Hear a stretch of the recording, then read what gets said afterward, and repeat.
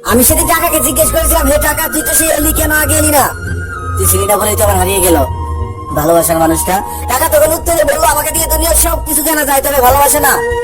আমি না থাকলে যদি কেউ হারিয়ে যায় সেটা বেঈমান ছিল, ভালোবাসা না।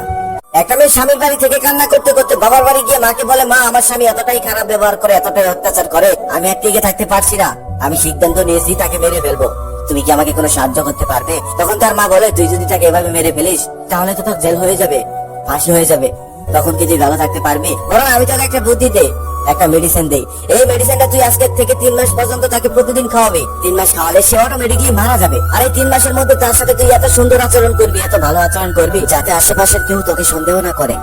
তারপর মেয়েটি খুশি মনে চলে যায় আর বাসায় গিয়ে প্রতি রাত্রি দুধের সাথে মিশিয়ে সেই মেডিসিনটি খাওয়াতে থাকে।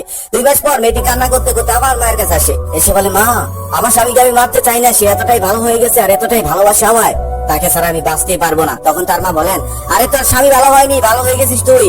কারো কাছ থেকে ভালোবাসা পেতে হলে তাকে আগে ভালোবাসতে হয়, কারো কাছ থেকে সুন্দর ব্যবহার পেতে হলে তার সাথে আগে সুন্দর ব্যবহার করতে হয়। একটা ছেলে সারাদিন কাজের মধ্যে ব্যস্ত থাকে, হাজারটা টেনশন মাথায় নিয়ে ঘুরে বেড়ায়, বাড়িতে এসে সে যদি ভালোবাসা না পায় সে তো খারাপ আচরণ করবেই। এখানে দোষটা তার স্বামীর নয়, দোষটা ছিল তোর।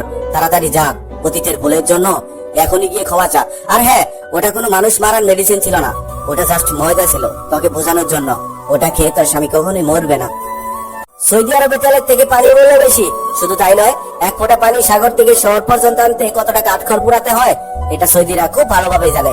সৌদিরা তেল খরচ করতে ভাবে না, কিন্তু পানি খরচ করতে ভাবে। আর আমাদের দেশে তেলের কত দাম, অথচ পানি আমরা যেমনি ইচ্ছে তেমনি খরচ করি। সৌদিরা তেল খরচ করতে ভাবে না, কারণ তাদের দেশে তেল অ্যাভেলেবেল। আর আমরা পানি খরচ করতে ভাবি না, কারণ আমাদের দেশে পানি অ্যাভেলেবেল। ঠিক তেমনই তুমি যদি কারোর জন্য অ্যাভেলেবেল হও, সে তোমাকে মূল্যহীন দেবে, খরচ করে দিবে। তাই কারোর জন্য অ্যাভেলেবেল হইও না, তুমি যার জন্য অ্যাভেলেবেল হবে সেই তোমাকে সস্তা বানিয়ে দিবে। তাই যেখানে যাও নিজের আত্মসম্মানটা ধরে রেখো। একজন রাগী মানুষকে তুমি শুধু রাগের সময় ছাড় দিয়ে দাও, রাগ শেষ হয়ে গেলে দেখবে তার থেকে তুমি এমন ভালোবাসা পাবে যে ভালোবাসাটা দুনিয়ার কোনো শান্ত মেজাজের মানুষ তোমাকে দিতে পারবে না।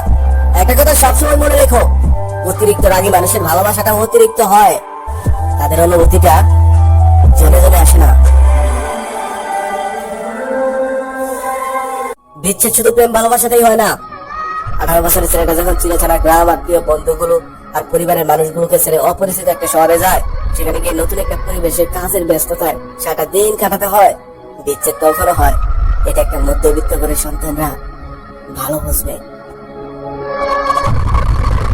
যদি কেউ জীবন থেকে চলে যাওয়ার পরেও হৃদয়ে বসে থাকে, তবে তাকে মুক্ত করে দাও, বাস্তবটাকে মেনে নাও। কেন এমন হলো, এমনটা তো হওয়ার কথা ছিল না। আসলে এইসব প্রশ্নের কোনো উত্তরই হয় না। ধরে নাও সে অন্য কারো, আর তুমি তার কেউ না। রাত 12টার পর তোমার স্বামী যখন তোমার সৌন্দর্যের স্বাদ নেবে, তখন একটা যুবকের ছবি তোমার বুকের বাঁ পাশ থেকে মুছে যাবে। তুমি ভুলে যাবে ওই যুবকটাকে, আর যুবকটা ভুলে যাবে রাতের ঘুমটাকে।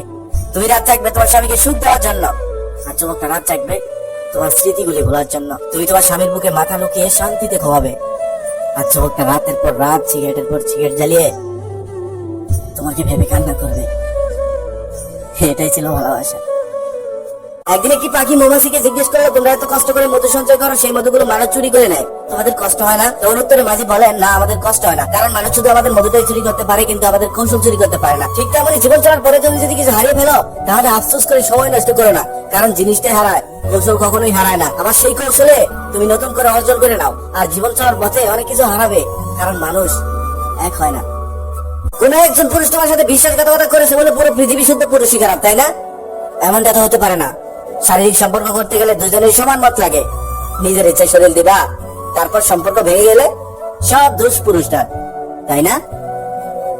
আগে মানুষগুলো সব করতে পারে, শুধু রাগের সময় নিজেকে কন্ট্রোল করতে পারে না। রাগী মানুষগুলো তার ভালোবাসা মানুষটাকে নিজের জীবনের থেকে বেশি ভালোবাসতে পারে। আবার রাগী মানুষগুলো রাগের সময় সেই ভালোবাসার মানুষটাকেও আঘাত করতে পারে। আবার রাগ শেষ হয়ে গেলে তার জন্য কান্নাও করতে পারে। ওই যে আগে বললাম না, রাগী মানুষগুলো সব করতে পারে, শুধু নিজের রাগটাকে কন্ট্রোল করতে পারে না।